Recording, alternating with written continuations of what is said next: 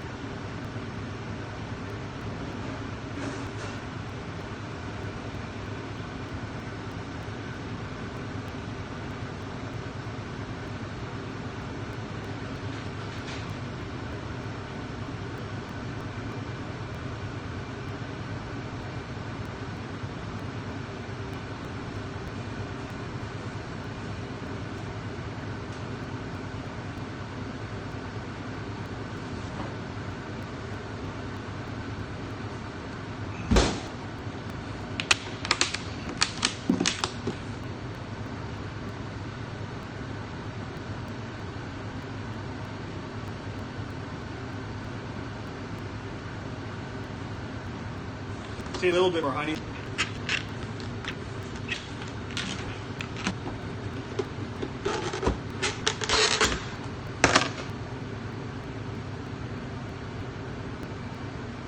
That's good.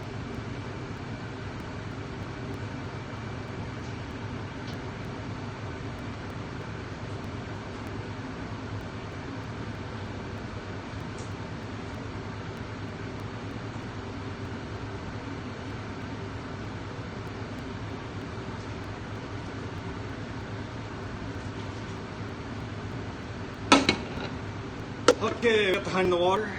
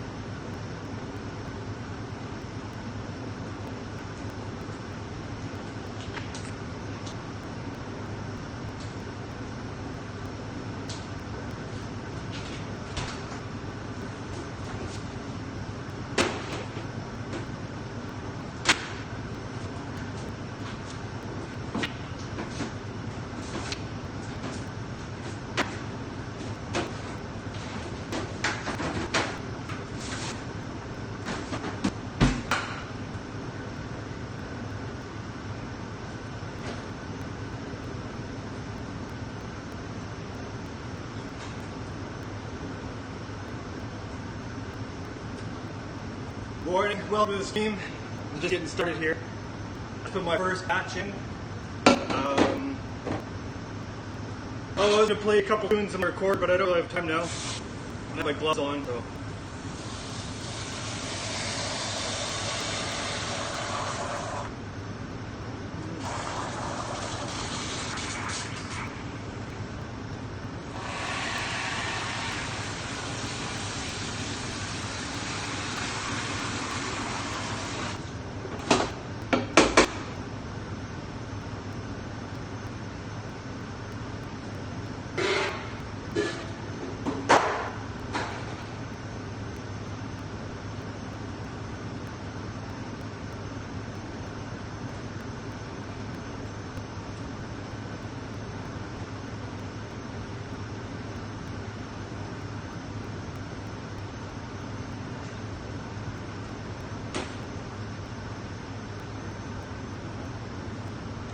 Hola, welcome to the stream.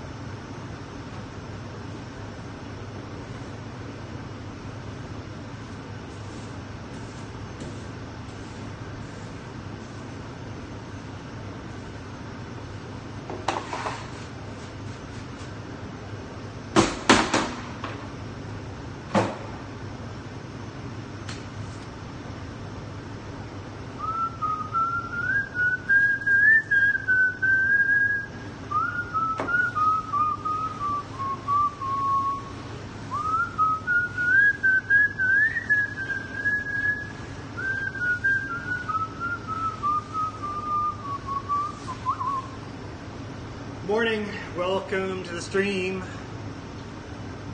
I'm just starting. I have one batch in the pot right now, right there.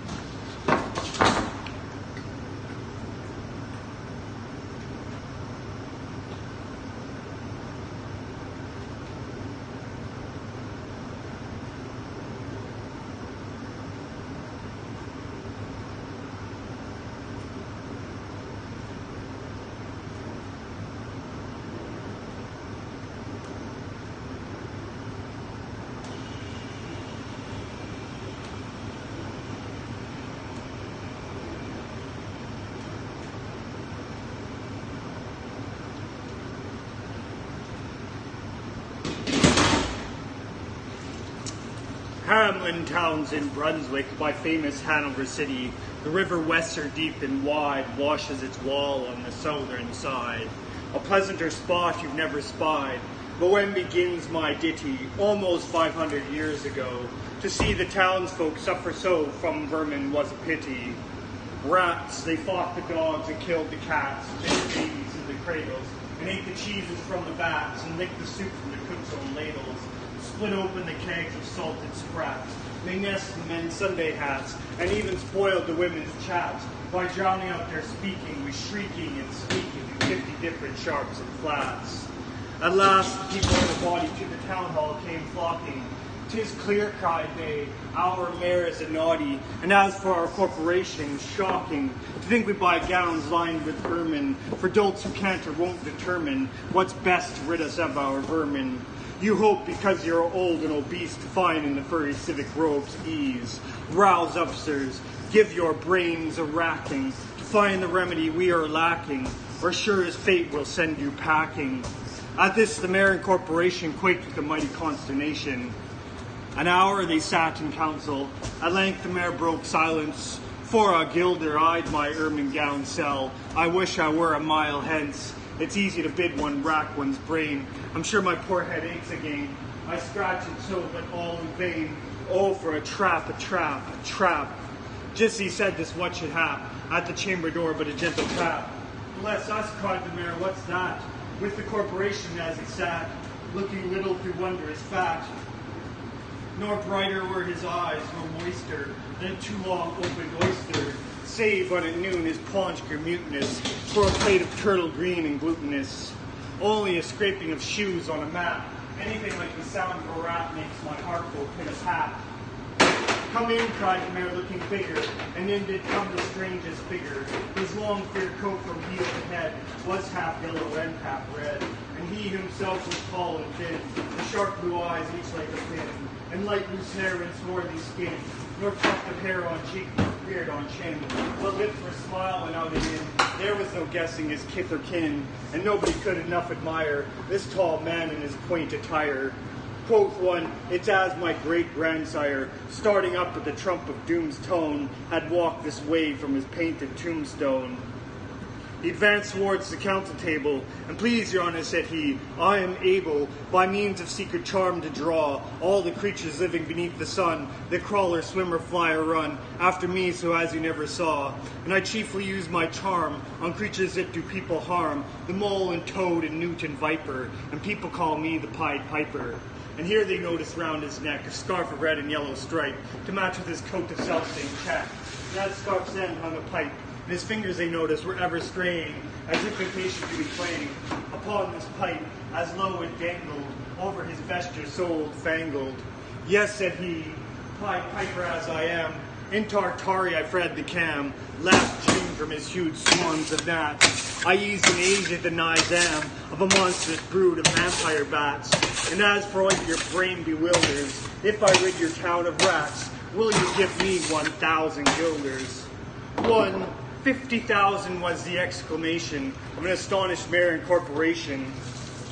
Into the street the piper stepped, smiling first a little smile, as if he knew what magic slept in his quiet pipe the while. Like a musical adept, to blow his pipe his lips he wrinkled, and green and blue his sharp eyes twinkled, like a candle flame where salt is sprinkled. And ere 3 shrill notes the pipe uttered, you heard as if an army muttered. The muttering grew to a grumbling, and the grumbling grew to a mighty rumbling, and out of the houses came the rats tumbling. Great rats, small rats, lean rats, brawny rats, brown rats, black rats, grey rats, tawny rats, grave old plotters, gay young friskers, fathers, mothers, uncles, cousins, cocking tails and pricking whiskers, families by tens and dozens, brothers, sisters, husbands, wives, followed the Pied Piper for their lives. From street to street he piped advancing, and step for step they followed dancing, until they came to the Werfer Wesser, wherein all plunged and perished, save one who stout as Julius Caesar swam across and lived to carry, as he the manuscript he cherished, to Ratland home his commentary, which was, at first shrill notes of the pipe, are heard a sound as a scraping tripe, and putting apples wondrous ripe into the cider presses gripe, and moving away pickle cup boards, and leaving a jar of corn-filled cupboards, and drawing the corks of train oil flasks, and breaking the hoops of butter casks, and it seemed as if a voice, sweeter far than by harp or by psalteries breathed, call out, "O rats, rejoice! The world has grown to a vast grey saltery. So munch on, crunch on, take your nunch on, breakfast, supper, dinner, lunch on, and just a bulky sugar punch on, already staved like a great sun shone, gracious scarce an inch before me, just as me thought it said come bore me, I found the Wester rolling over me. You should have heard the Hamlin people ring the bells as they rock the steeple. Go, cried the mayor, get long poles, poke out the nest and block up the holes, consult with carpenters and builders, and leave in our town not even a trace of the rats. One suddenly up the face of the piper perked in the marketplace. The first, if you please, my 1,000 guilders. 1,000 guilders! The mayor looked blue, so did the corporation too, for council dinners made rare havoc with claret, moselle, vinegar, gall, hawk, and half the money would replenish their cellar's biggest butt of Rhenish, to pay this sum to a wondering fellow, with gypsy coat of red and yellow. Besides, quoth the mayor with a knowing wink, our business was done at the river's brink. We saw with their eyes the vermin sink, and what's dead can't come to life, I think. So, friend, we're not folks to shrink from our duty of giving you something to drink, and a matter of money to put in your poke. But as for the guilders, what we spoke of them, as you well know, wasn't joke. Besides, our losses have made us thrifty. 1,000 guilders, come, take 50. The piper's face fell, and he cried, "No trifling, I can't wait beside. I promise a visit by dinner time, Baghdad, and accept the prime of the head cook's potage. All he's rich in, for having left in the caliph's kitchen of a nest of scorpions no survivor. With him I proved no bargain driver. With you don't think I'll bait a stiver, and folks who put me in a passion may find me pipe after another fashion." "How," cried the mayor, "do you think I brook, being worse treated than a cook, insulted by a rival, with idle pipe and vesture Bible? Threaten us, fellow, do your worst, blow your pipe there till you burst." Once more he stepped into the street, and to his lips again laid his long pipe of smooth straight cane. And ere he blew 3 notes, such sweet soft notes as yet musicians cunning or gavy in rapid air. There was a rustling that seemed like a bustling of merry cups adjusting and pitching and hustling. Small feet were pattering, wooden shoes clattering, little hands clapping, little tongues chattering. Like foals in the farmyard where barley is scattering, out came the children running, all the little boys and girls, with rosy cheeks and flaxen curls, and sparkling eyes and teeth like pearls, tripping and skipping around merrily after. Wonderful music was shouting and laughter.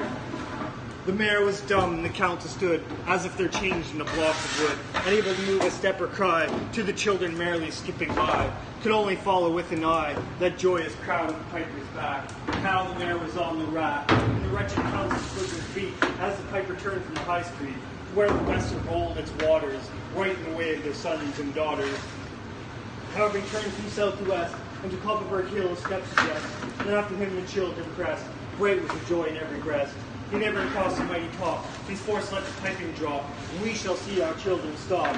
When lo, they reached the mountainside, a wondrous portal opened wide, as if a cavern was suddenly hollowed. The piper advanced and the children followed. When all were in the very last, the door of the mountainside shut fast. Did I say all? No one was lame, and could not dance the whole of the way. And in after years, if you blame his sadness, he used to say, is dull in our town since my playmates left. I can't forget that I'm bereft of all the pleasant sights they see, which the piper also promised me. For he led, as he said, to a joyous land, joining the town in gentle hand, where waters gushed and fruit trees grew, and flowers before the fairer hue, and everything was strange and new.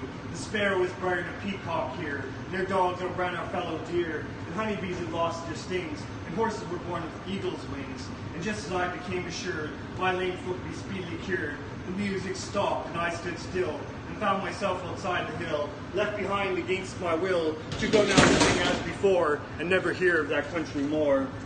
Alas, alas for Hamelin, there came to many a burgher's pate a text which says at heaven's gate, opes the rich at as easy rate as the needle's eye takes a camel in. The mayor sent east, west, north, and south to offer the piper by word of mouth, wherever was man's lot to find him, silver and gold and heart's content, if only he'd return the way he went, and bring the children behind him. But when they saw it was lost endeavor, the piper and dances were gone forever. They made a decree that lawyers never should think their records dated duly, if after the day of the month and year, these words do not as well appear. And so long after what happened here, on the 22nd of July, 1376, the better memory fixed place of the children's last retreat. They called it the Pied Piper's Street, where anyone playing pipe or tabor was sure for his future to lose his labor, nor suffered they hostelry or tavern, shocked with mirth the street so solemn, and opposite the place of the cavern, they wrote the story on a column, and on great church window painted, the same to make the world acquainted, how their children were stolen away, and there it stands this very day.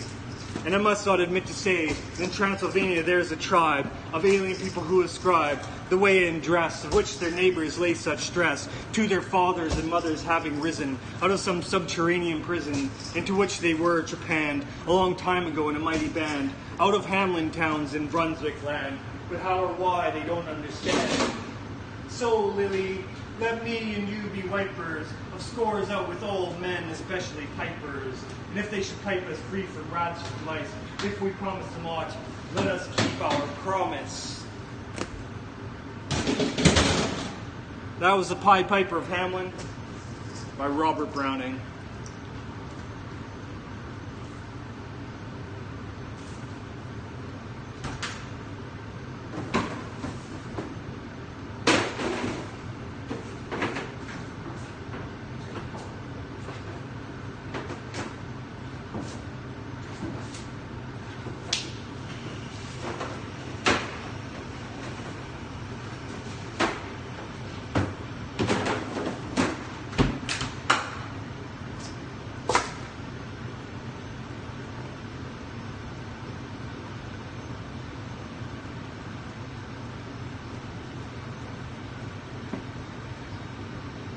Welcome to the stream.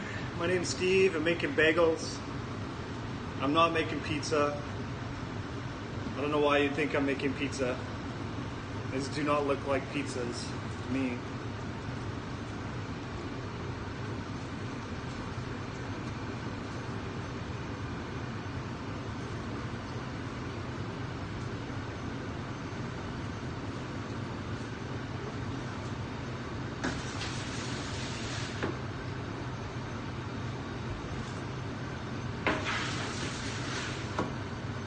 Although a pizza bagel is a good idea. That would be delicious right now. Some mozzarella cheese with some pepperoni slices and mushrooms and green peppers. I love mushrooms and green peppers on pizza.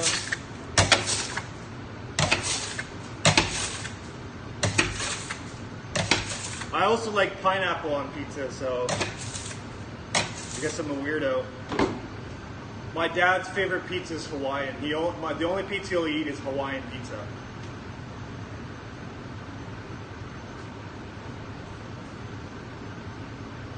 So that's where I get my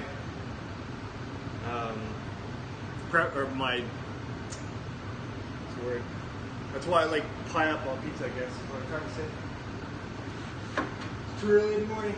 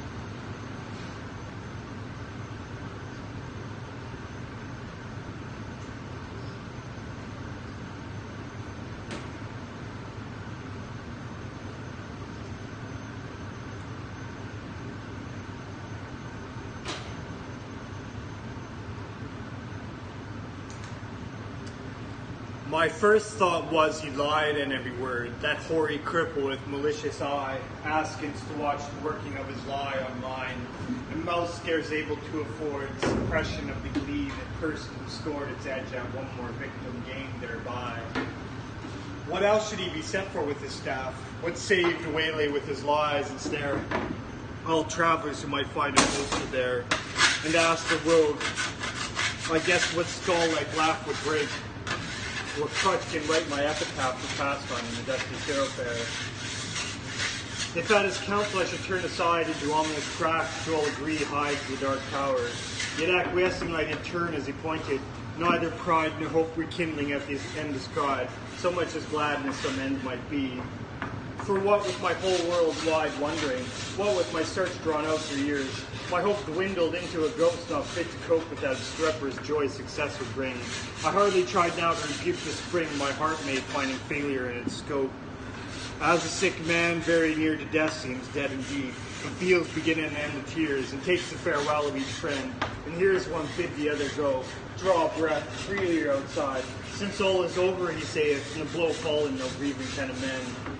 While some discuss if near other graves be room enough for this, and when a day suits best for carrying the corpse away, with care about banners, scarfs, and staves, and still the man who is all and only craves, who may not shape such tender love and stay. Thus I had for so long suffered in this quest, heard failure prophesied so oft been writ, so many times among the band to wit, the knights who to dark tower search to dress their steps, that just to fail as they seem best, and all doubt was now should I be fit. So quiet as despair I turned from him, that hateful cripple, out of his highway into the path he pointed. All the day had been a dreary one at best, and dim was settling into his close, yet shot one grim red near to see the plain petulance astray. For mark, no sooner was I fairly found, pledged the plain after a pace or two, then pausing to back the last few, over the safe road pressed on, great plain all round, nothing but plain to the horizon's bound. I must go on, naught else remained to do. So on I went. I think I never saw such stark and noble nature. Nothing throve, for flowers well expect to see her grow, but chortle and spurge according to their law might propagate their kind with none to awe. You'd think a burr had been a treasure trove. No Penry inertness in grimace, in some strange sort were the land's portion. See or close their eyes if they should peevishly. If nothing skills, I can't help my case. 'Tis last judgment's fire must cure this place. Calcine its clods and set my prisoners free. If there pushed any ragged thistle stalk above its mates, its head was chopped. The bents were jealous else. They made holes and rents from the dock's harsh swarce leaves, bruised as to balk, all hope of greenness. 'Tis a brute must walk, passion their life over fruits and pence. As for the grass, it grew as scarce as hair and leprosy. Thin, dry blades pricked the mud which underneath was beaded up with blood. One stiff, blind horse, his every bone astare, stood stupefied however he came there, thrust of past service in the devil's stud. Alive, he might be dead for aught I know, with red, gaunt, and callous neck astrain, and shut eyes beneath the rusty mane. Seldom went such grotesqueness with such woe. I never saw a brute I hated so. He must have been wicked to deserve such pain. I shut my eyes and turned them on my heart, as a man calls for wine before he fights. I asked one draught of earlier, happier sights, ere fitly I could hope to play the part. Think first, fight afterwards, the soldier's art. One taste of old times, that's all to rights. Not it. I fancied Cuthbert's reddening face beneath its garniture of curly gold. Dear fellow, till I almost felt him fold. An arm in mine to fix me to the place. That way he used, alas, one night's disgrace. How at my cards he fire and left it cold. Giles, then, the soul of honor, there he stands, frank as 10 years ago when knighted first. An honest man should dare, he said he durst. Good, but the scene shifts. Thaw what hangman's hand pinned to his breast. His own band reads it. Poor traitor spit upon and cursed. Better this present than a past like that. Back therefore to my darkening path. No sound, no sight as far as the eye can strain. Will the night send a howl at our bat, I asked, when something on the dismal flat came to arrest my thoughts and change their train. A sudden little river crossed my path, as unexpected as a serpent came. No tides congenial to the glooms. This as it frothed by might have been a bath for the fiend's glowing hoof, to see the wrath of its black eddies be spat with flakes and spumes. So petty yet so spiteful, all along low scrubby alders kneeled over it. Drenched willows foamed headlong in a fit of broke despair, a suicidal throng. The river which had done them all the wrong, whatever that was, rolled by, deterred no whit. Which while I courted good saints, how I feared to set my foot upon a dead man's cheek, each step or feel the spear I thrust to seek for hollows tangled in his hair or beard, and may have been a water rat I speared, but ugh, it sounded like his baby's shriek. Glad was I to reach other bank, now for a better country, vain presage, who are the strugglers, what war did they wage, whose savage trampled and thus pad the dank soil to a plash. I think somebody's here now.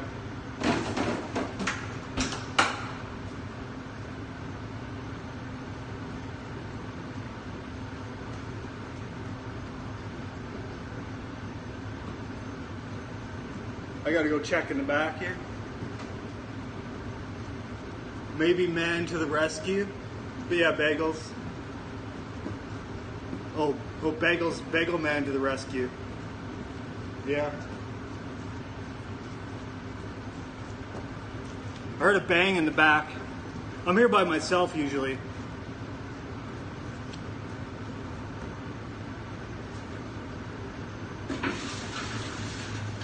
I was doing good on that. Let's see. Oh, thank you. Maybe something fell.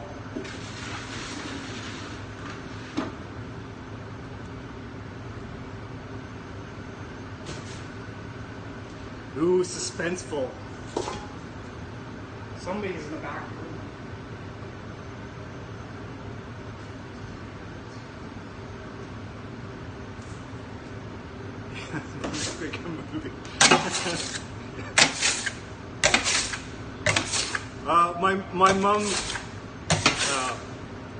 My mom worries about me, and her latest fear is that I'm going to get killed by a serial killer. Like, mothers, eh? Mothers. Like, that's the least likely way of me dying, I think, is being killed by a serial killer. And she's worried that it's going to happen to me. Yeah. She's worried that I'm going to be killed by a cannibalistic serial killer. I think she has the wrong idea about Vancouver.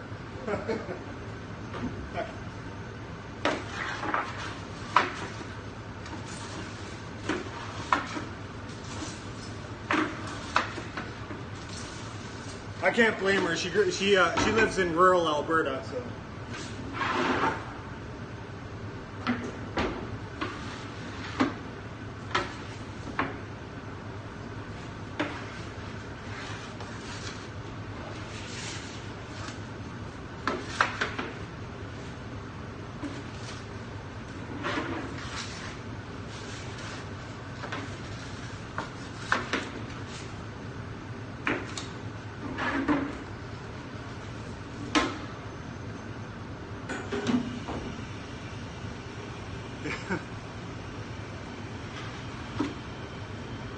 Okay, we've got 3 batches in the oven. I'm just gonna check in the back here.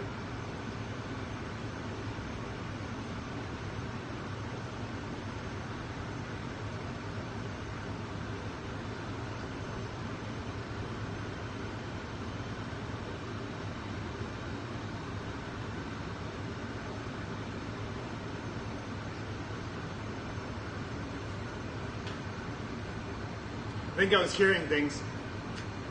Nobody's back there. I'm all by myself still.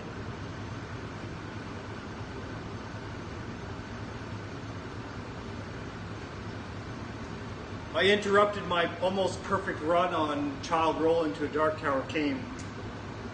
Where was I? Glad was I to reach other bank, now for a better country, vain presage.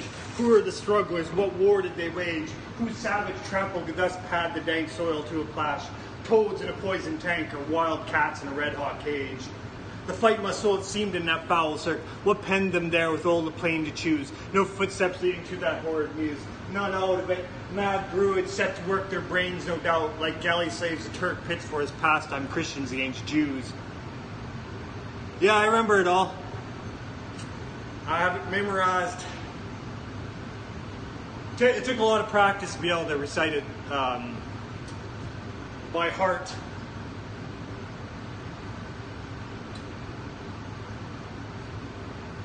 Oh yeah, you can do that. And I think anybody can do this. It just takes some time and effort. And a lot of people just don't. Well, a lot of people just don't want to practice. So that's what it comes down to. Just takes a little practice.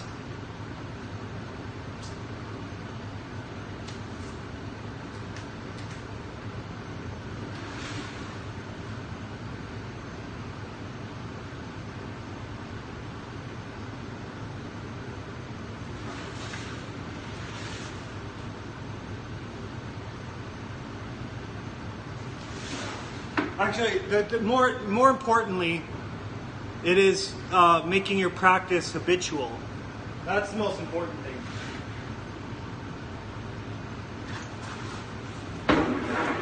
You got to make practice a habit.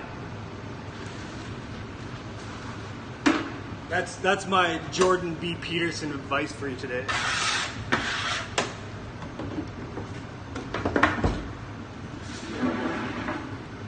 You gotta be habitual. To have a habit. That was my Jordan B. Peterson impersonation, if you didn't know. More.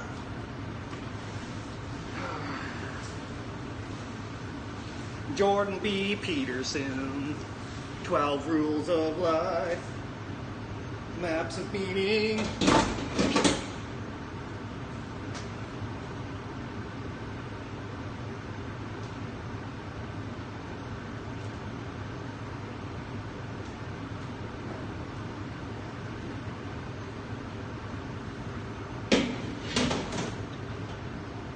Like a habitual liar. Yeah, you gotta make lying a habit, you know. That's the sure path to success.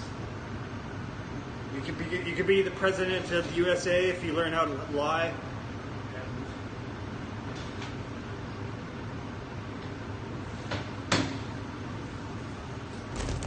You can be the liar in chief.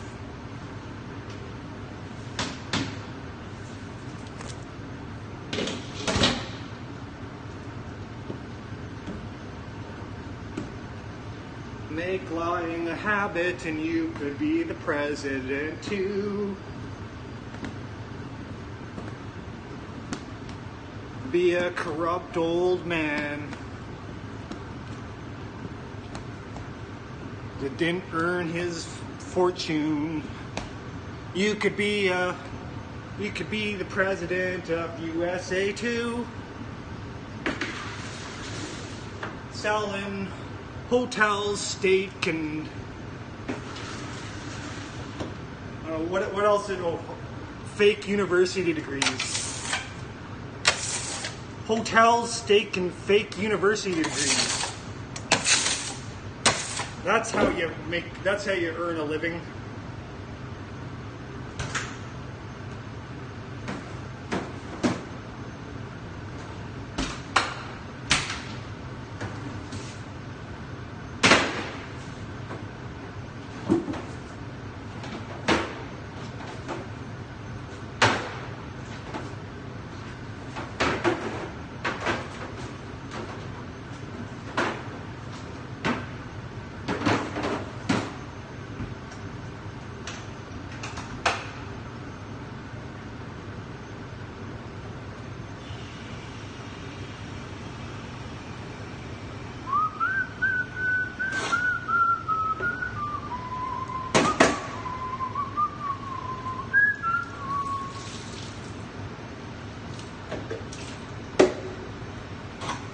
I wish I was streaming on Twitch. That's my desire. Yeah, we had a good weekend here. I worked at Ironwood yesterday. Yeah. I think we had a busy weekend.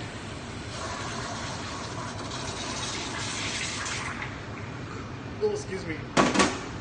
I work the weekend, so that's usually what I do on the weekend. So that's all I have to talk about is work.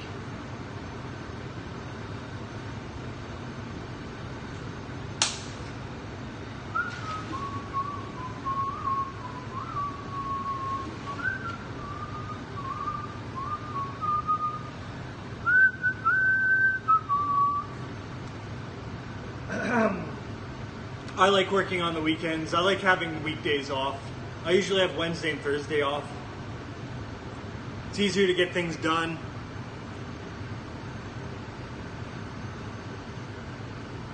I'm too old to go out at night anymore, so.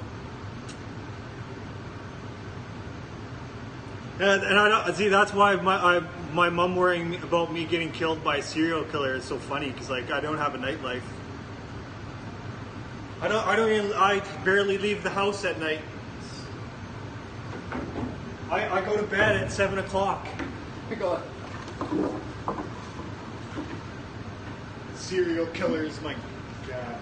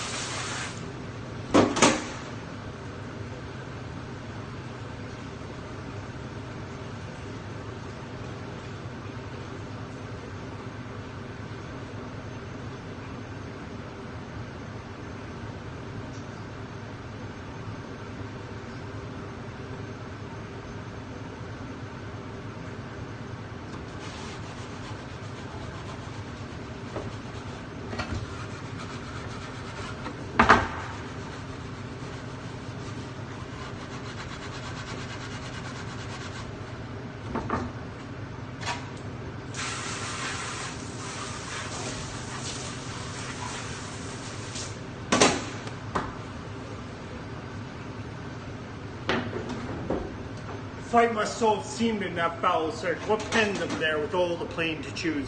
No footsteps leading to that horrid muse. Not out of it, mad brewing set to work, their brains no doubt, like galley slaves a Turk pits for his pastime, Christians against Jews. And more than that, a furlong on, why there? What bad use was that engine for, that wheel? Or brake not wheel, the harrow fit to reel men's bodies out like silk. With all the air of Tophet's tool, on earth left unaware, brought to sharpen its rusted teeth of steel.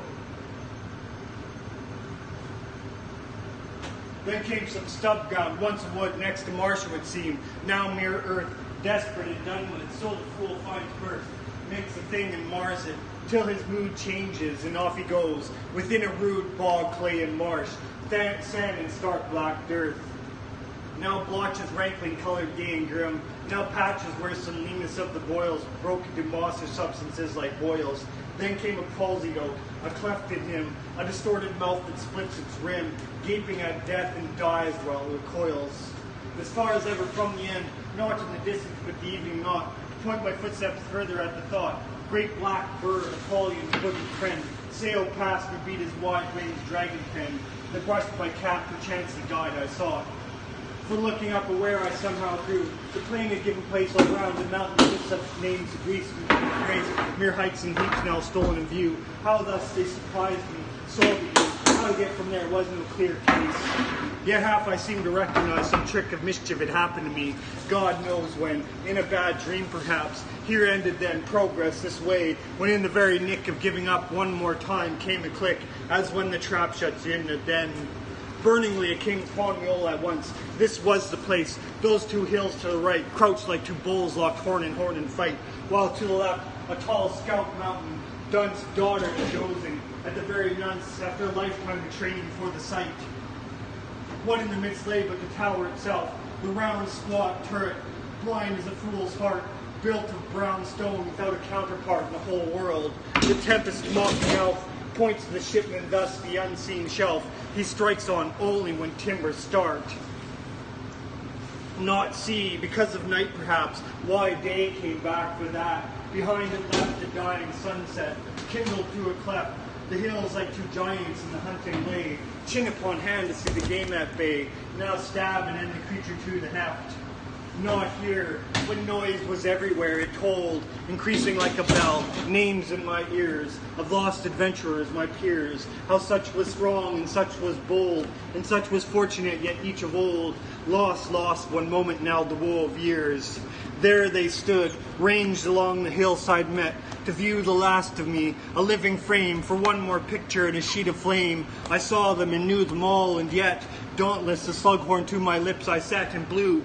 Child Roland to a dark tower came.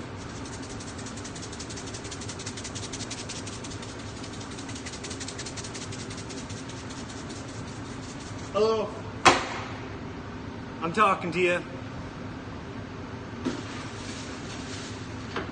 What do you need me to say?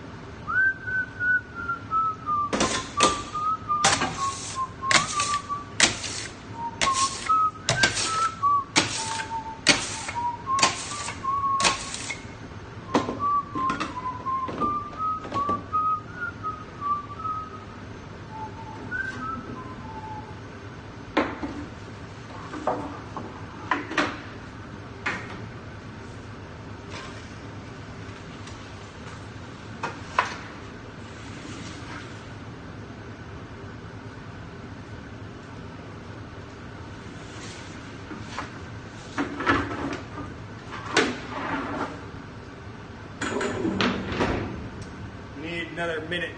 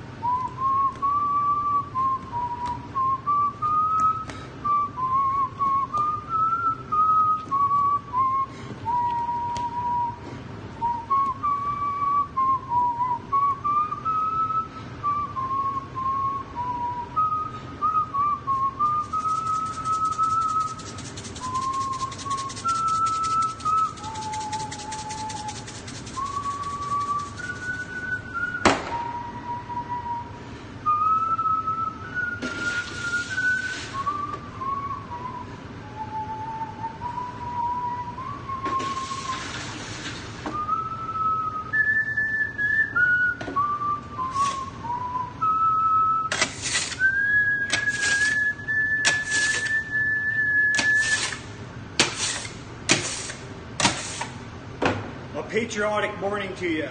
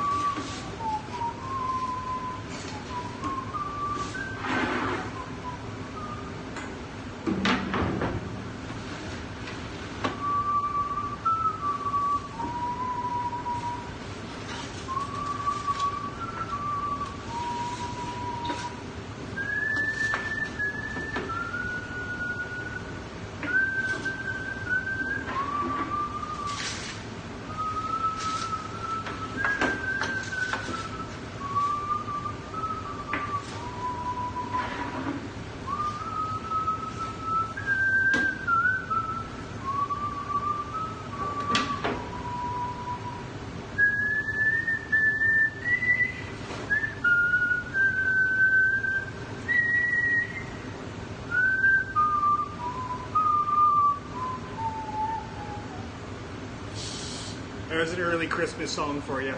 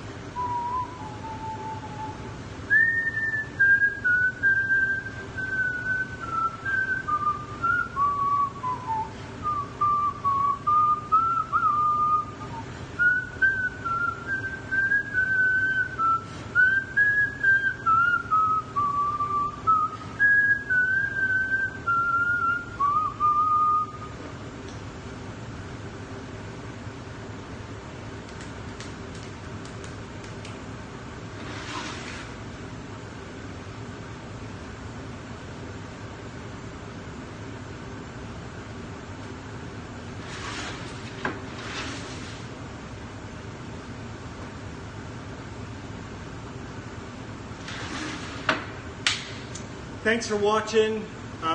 This has been another excellent morning with Steve baking bagels. And thank you for streaming. Thank you for all your hearts. Thank you for all your comments. I'll be back tomorrow morning. And have an excellent morning. Thank you.